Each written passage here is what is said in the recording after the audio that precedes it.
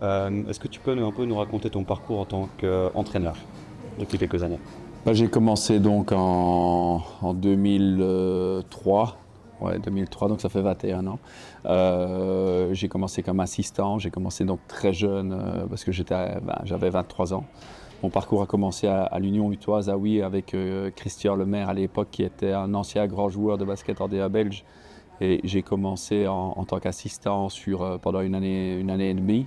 Et j'avais les espoirs du club. Et puis progressivement, tout s'est bien déroulé. J'ai repris une équipe première derrière. Et puis depuis, je suis passé par le basket masculin, puis le basket féminin.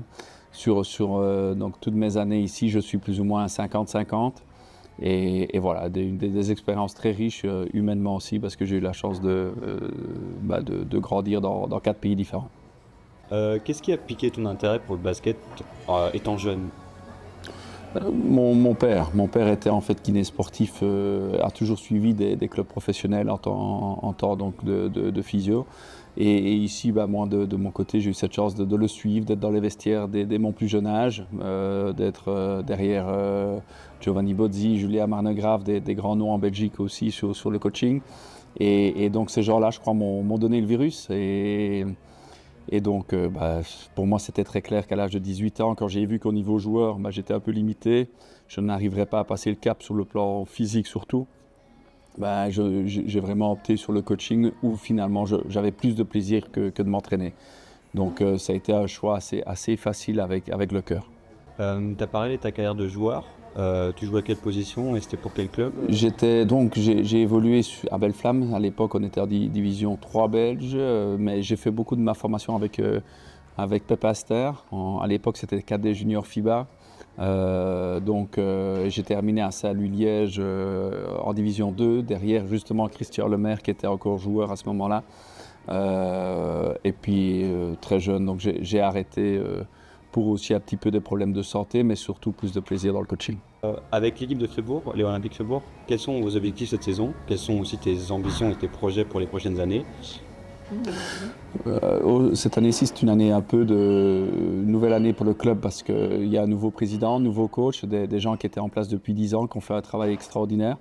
Donc on était un peu dans l'inconnu. On a refait une nouvelle équipe, un club qui se reconstruit aussi au niveau financier avec des ambitions revues à la baisse aussi à ce niveau-là. Et puis finalement, une équipe qui a bien pris. On voulait bien sûr rester dans le top 3. On était ambitieux sur les coupes. Sur la BCL, on avait envie de bien produire et c'est ce qu'on a fait. On n'a pas réussi à aller dans les poules, mais on a quand même passé un tour.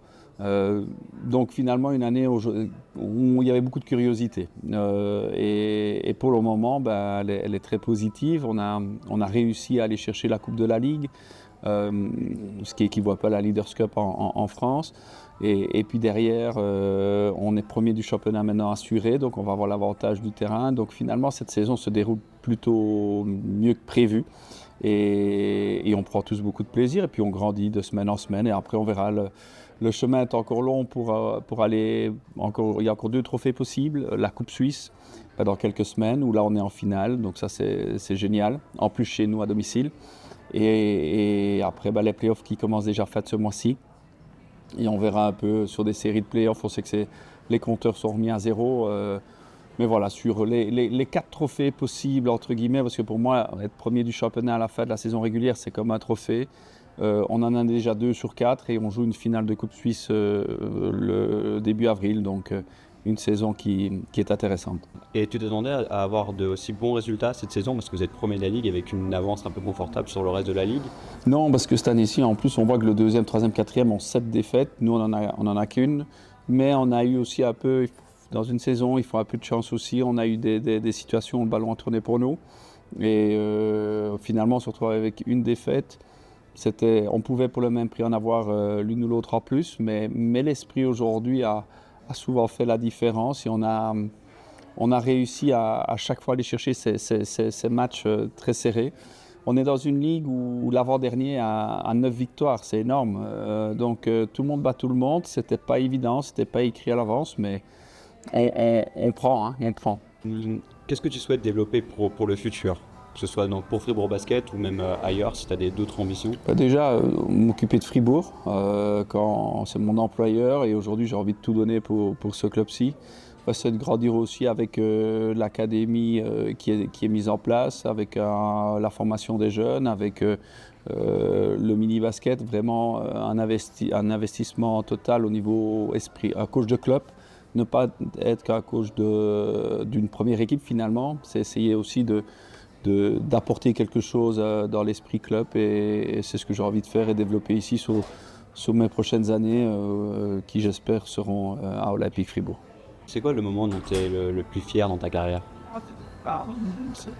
Ben, c'est les retours que j'ai généralement de mes joueurs ou mes joueuses. Après X années, on ne s'est plus vu, mais on reste souvent en contact. C'est pour moi les relations humaines en fait. C'est ce qui me plaît le plus dans mon métier. Les finales c'est une chose, les trophées c'est une chose. Mais ce n'est pas ce qu'il y a de plus important. Ce que je retiendrai vraiment, c'est les moments qu'on a passés ensemble avec des émotions incroyables et parfois très hautes ou très basses. Mais c'est ça que je retiens. Et quand encore il y a quelques semaines, je me retrouve avec des anciennes joueuses que j'ai eues et puis on passe une soirée ensemble et on se remémore que les bons moments. C'est ça que j'adore et c'est ça que j'aime ce métier. Quelle est ta relation avec la Suisse en étant entraîneur belge et bon, avoir coaché aussi en Russie et en France, mais quelle est la relation que tu as avec la Suisse du coup aujourd'hui? C'est ma 9e année en Suisse. J'ai eu la chance d'entraîner au tout début de ma carrière des dames ici, puis je suis passé dans le basket masculin. La Suisse représente beaucoup. Aujourd'hui, je crois que c'est la Suisse qui au début de ma carrière, m'a donné vraiment, à un moment donné, un coup de main important dans la confiance. Et je me considère peut-être plus que suisse que belge dans mon métier. C'est un pays, je me sens chez moi. Donc, d'ailleurs, après ces 5 années après où j'avais quitté Lugano en 2017, j'avais besoin de revenir un peu à la maison. Et la maison, à l'heure actuelle, c'est ici. Et en Belgique, il n'y a qu'un endroit, c'est Pepinster dans le masculin. Et je vais dire un endroit qui a été important aussi pour moi en Belgique, c'est Castor-Brenne, avec les filles. Donc voilà, mais c'est vrai que la Suisse est pour moi mon pays d'adoption. En comparant un peu la scène du basket belge, c'est quoi les comparaisons que tu peux faire, que ce soit dans le sport, dans l'intérêt, la visibilité, les médias? Qu'est-ce que tu peux voir comme différence quand tu compares les deux? C'est deux pays qui sont un peu en difficulté au niveau des infrastructures, surtout en Suisse, les infrastructures, mis à part Fribourg, qui peut regarder tout le monde dans les yeux au niveau de la Belgique. Il n'y en a même pas beaucoup qui ont ce genre d'infrastructure. Par contre, à côté de ça, il y a très peu de clubs ici en Suisse qui ont des gymnases dignes de ce nom. Et je dirais donc que les infrastructures en 1 pour la Suisse, c'est un problème. En Belgique, il y a plus ce problème-là. Maintenant, au niveau du niveau, il y a énormément de similitudes entre les deux pays. On joue avec ici la limitation d'étrangers, ça c'est une chose qui n'existe pas en Belgique. En tout cas, on peut n'avoir que 4 étrangers et 3 sur le terrain. Donc dans le coaching, parfois c'est un peu particulier. Ça, il n'y a pas ça sur la Belgique. Les Belges fonctionnent très très bien au niveau des équipes nationales, au niveau de la formation. Et là, je dirais que ils ont certainement un peu d'avance sur la Suisse et les équipes nationales. Maintenant, sur les équipes de première nationale, de Ligue nationale A, il y a, je pense, beaucoup de similitudes sur les deux pays. Donc il y a énormément de progrès à faire. Je dirais de ce qui manque pour développer la scène belge ou la scène suisse, c'est vraiment le financement et les infrastructures. Oui, ça manque de finances, ça manque d'aide publique aussi certainement, mais c'est deux pays qui fonctionnent un peu différemment. J'ai travaillé en France. En France, les clubs se sont aidés, le sport est poussé et on aide les clubs. En Belgique, on n'aide pas les clubs. J'ai la chance d'être aussi président d'un club de jeunes, de 300 jeunes en Belgique.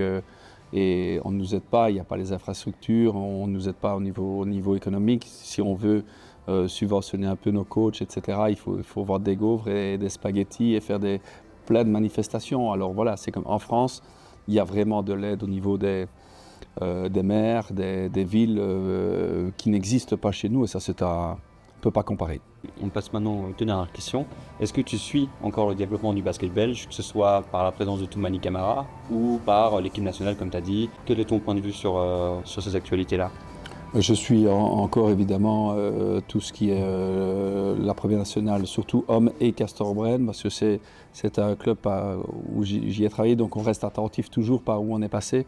Mais mis à part ça, la NBA, les highlights qu'on trouve sur les réseaux sociaux, donc je vais certainement m'y intéresser beaucoup plus comme chaque année pendant les playoffs, ça c'est une certitude. Je suis énormément l'Euroleague et c'est vrai qu'aujourd'hui, au niveau des équipes nationales, quand on sort des fenêtres internationales, automatiquement on regarde parce que nous on a ce petit break et ici j'ai vu cette belle performance des Lions contre l'Espagne, notamment au Spirodome, avec surtout ce qui a fait plaisir, c'est l'enthousiasme qu'il y a autour des équipes nationales, que ce soit hommes ou femmes.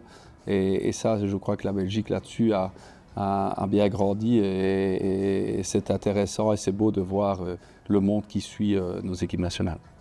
Totalement.